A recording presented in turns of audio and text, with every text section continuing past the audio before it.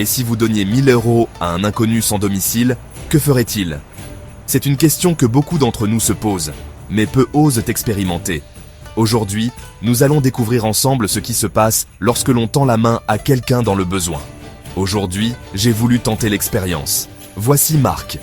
Marc est un homme comme les autres, mais la vie ne lui a pas fait de cadeau. Il a perdu son emploi, sa maison, et se retrouve aujourd'hui à vivre dans la rue. Il vit dans la rue depuis 3 ans.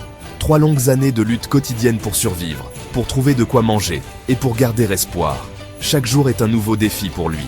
Aujourd'hui, je lui tends une opportunité de changer sa vie, même si ce n'est que pour un moment. Une opportunité de se sentir vu et respecté. Je m'approche de Marc, les mains légèrement tremblantes en tenant l'enveloppe. C'est un moment chargé d'émotions, car je sais que ce geste pourrait avoir un impact profond sur lui. Salut Marc, je m'appelle Flavio. Je lui explique que je veux lui offrir quelque chose de spécial aujourd'hui, quelque chose qui pourrait lui redonner espoir.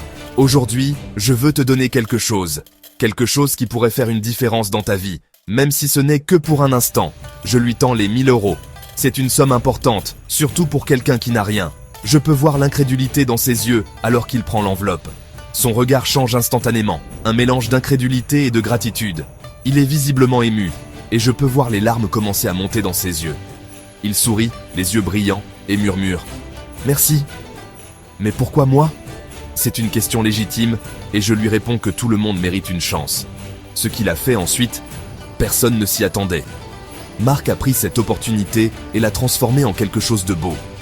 D'abord, Marc a partagé avec un autre sans-abri. Il aurait pu tout garder pour lui, mais il a choisi de donner. Il a acheté de la nourriture et a commencé à distribuer des repas. Il a utilisé l'argent pour aider ceux qui, comme lui, luttent chaque jour pour survivre. Puis, il a expliqué son rêve. Un rêve qu'il porte en lui depuis longtemps, mais qu'il n'a jamais pu réaliser faute de moyens. Je veux ouvrir un petit refuge pour les autres qui vivent comme moi. Un endroit où ils peuvent se sentir en sécurité, même si ce n'est que pour une nuit. Pour qu'ils aient un endroit sûr, même pour une nuit. Un endroit où ils peuvent trouver un peu de répit et de dignité. Ce n'est pas l'argent. C'est la confiance que vous m'avez donnée. Ces mots résonnent profondément en moi, car ils montrent que parfois, ce n'est pas la valeur matérielle qui compte, mais le geste et l'intention derrière. Les mots de Marc résonnent encore en moi. Ils me rappellent que chaque petit geste peut avoir un impact énorme.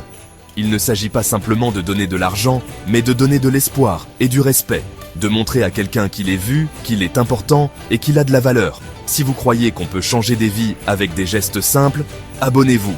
On recommence bientôt. Ensemble, nous pouvons faire une différence, une personne à la fois.